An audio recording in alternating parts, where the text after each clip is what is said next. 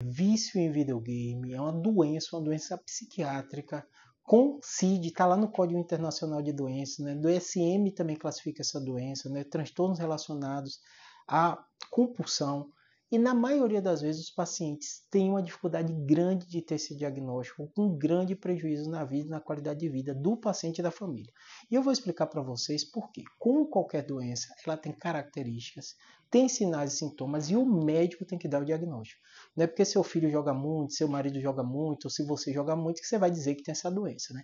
Na grande maioria das vezes, as doenças de saúde mental, elas são difíceis de ser diagnosticadas, difíceis de ser aceitas, e as pessoas têm muito preconceito. Imagine alguém dizer que tem um vício em videogame. Parece uma coisa que não é doença, né? Mas é doença. Porque o que acontece? O cérebro da gente, ele tem uma área, um sistema de recompensa.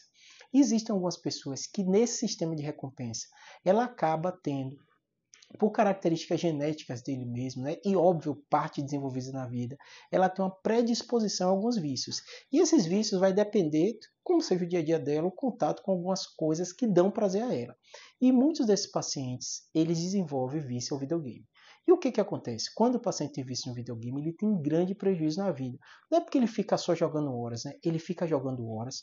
Além disso, acaba prejudicando as atividades dele, às vezes atividade laboral, atividade de estudo, né? Isso dá uma sensação ruim para o paciente, então ele tem uma certa culpa, bem parecido com quem bebe, que sem a culpa de beber, né? Ele não quer fazer aquilo, ele fica pensando muito naquilo. E as outras atividades que a maioria das pessoas fazem, sente prazer no dia a dia, ela não faz. Então ela acaba ocupando grande parte do dia jogando videogame. Isso acaba também prejudicando o relacionamento dela com as outras pessoas. Ela acaba se isolando do ambiente social.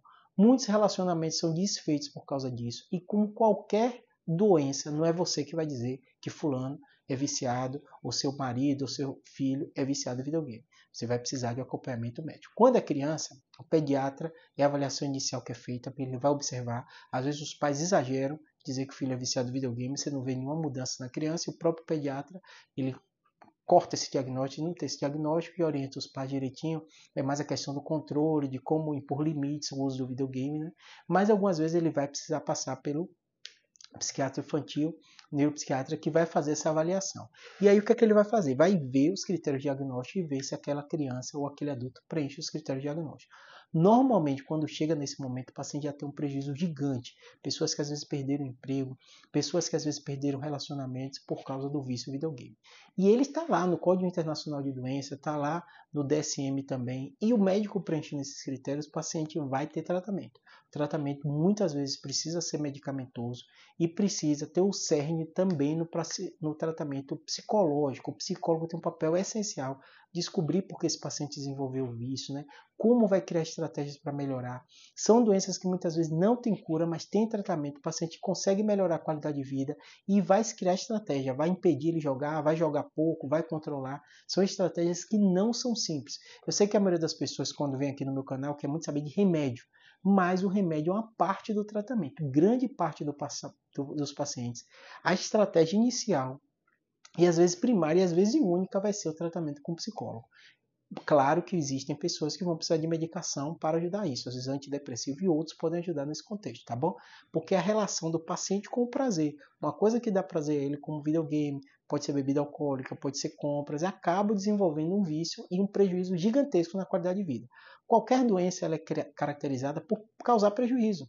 Nem sempre uma doença ela vai matar a pessoa, mas pode prejudicar muito a qualidade de vida. Por isso que o vício em videogame tem sido cada vez mais comum, cada vez mais diagnosticado e cada vez mais tratado, com excelentes resultados se for diagnosticado e tratado de forma correta, tá bom? Se você sente isso com você, com algum parente seu, procure ajuda.